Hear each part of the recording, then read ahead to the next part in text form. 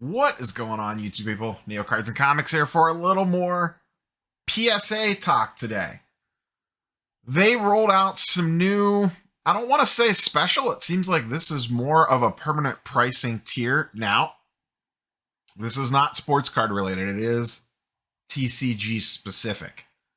But I thought it was still worth talking about and just kind of running through how they're kind of putting a stranglehold on everybody else with this pricing. And, we could dismiss TCG all we want if you're not a big Pokemon person or Magic the Gathering or whatever, Weiss Schwartz, whatever you're not into. But it makes up a large part of these grading companies' businesses. Now, I don't grade TCG personally. I'm typically sports cards and Marvel cards, but I feel like this is worth discussing for a couple different reasons. So what do they do? If you are a Collectors Club member, you can now submit TCG $1.99 or less declared value, so this is low-end entry level, for $15 per card. This was a special that they had been running out for a long period of time. Let it lapse for a little bit, and now it looks like they are just bringing it back as a permanent tier level. Above that, you have $19 for $500 declared value or less. And then it goes up to the value tier, which is the cheapest tier you could submit at without being a Collectors Club member. Now, I can't speak to the profitability of grading lower end TCG stuff that falls into this $15 category. If it's a smart play, not a smart play, I really don't know. I know TCG typically tends to grade a little bit easier because of the style of the cards. There are some issues to look for, but just generally speaking, a clean Pokemon card, you could usually see it pretty easily. At least that's been my experience when I graded some Weiss Schwartz stuff. Just the style of cards that they are tend to grade a little bit better. And that's why you also see a lot of black labels and BGS 10 pristines on Beckett's pop report when it comes to TCG. And like I said, even if you're not a TCG person, the amount of cards that these companies are grading in the TCG space is absolutely massive, the numbers that they are putting through. So, with this new pricing at $15 per card, it undercuts all their other competition. So, with CGC, and I am a member with CGC, so this factors in member pricing.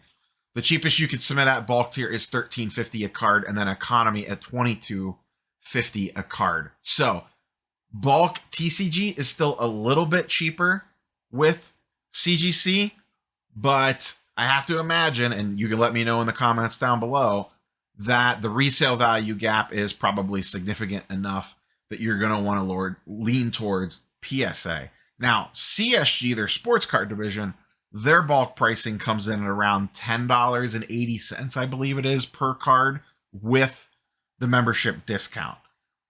I would like to see CGC's pricing creep down towards that CSG bulk level pricing. That's more me personally, because I would use that to submit Marvel cards since they go onto the CGC side of things. So the value proposition there, you all that grade a lot of Pokemon can let me know, or Magic the Gathering in the comments down below. Is it worth the extra $2.50 to go PSA if you're grading to resale? My gut tells me yes, but you can let me know down below. SGC pricing, you're looking at anywhere from $18 to $24 a card. Super fast turnaround times. It's going to vary depending on how many cards you're sending in. Once again, the value proposition. SGC, not known for grading TCG. They ran that special a couple months ago. They did pretty well with it, but as soon as the special stopped and as the special kind of lingered for a little bit, their numbers began to wind down. And I know just from people that I've talked to that Pokemon specifically, and that's really what this is about, is Pikachu and Charizards, not exactly the most in demand in SGC slabs. Beckett, their current pricing, you are looking at $18 with subgrades, $400 max declared value, and $22 with subgrades with no declared value at 40 to 60 day business turnaround time, same as the PSA stuff. And if you're going to grade with Beckett, pay for the subgrades, especially on TCG, because you have a decent chance at a pristine 10 or a black label. Once again, value proposition wise, you're spending less with PSA, probably getting it back a little bit faster and selling it for more, unless you think it's going to black label. Then maybe shoot your shot, but that's really a long shot. So with this new pricing tier, PSA pretty much has put their foot on the throat of the rest of the grading industry when it comes to TCG stuff. Will the other companies respond? We've kind of seen how the volume has gone with this because they have been at $15 per card for a while. So I don't know. I don't know if we see a CGC price drop. I don't know if we see another maybe SGC TCG special. Boy, that's a lot of three-letter acronyms all in one sentence. The other thing that I would like to see, because if they can, coming at it from the sports side of things, and we're at $16 right now on Ultra Modern only, if they can grade TCG at $15 profitably and making this a permanent price, at some point in time, that tells me that they can grade sports cards at that same price tier. My guess is the reason that we're not at that price point already is that they don't want that much business coming in the door all at once and get put under again. They don't want to get buried in cardboard like they were at one point in time. And I think them limiting the sports card special that's on now at $16, but only 2022 and 2023 product, it helps gatekeep some of that avalanche of cards coming through the door all at once.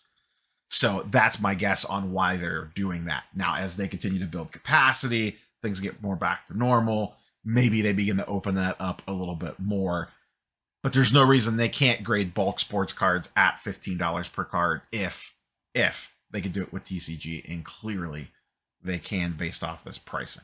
So we will see where things go from there. Like I said, just kind of wanted to touch on this very quickly because I think it does have some ripple effects for the other grading companies in the TCG market as a whole. I know a lot of people were not thrilled at the $19 per card price point that they were sitting at, so they have now got back under that magic number. And then, like I said, the key thing here will be, do the other companies respond?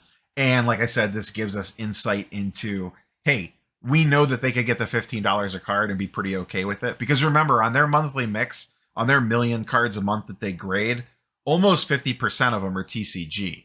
So if they're willing to take that hit on the TCG side of things from a profitability standpoint, they should be willing to take it on the sports card side of things too. Like I said, my guess here is that they don't want the avalanche of cards that probably permanent $15 per card grading would bring, but it at least sets the standard that they can get there. And I have a feeling at some point in time this year, we will see a permanent $15 per card sports card entry level pricing tier. That is all I got for you, boys and girls. We will catch you on the next one. Peace.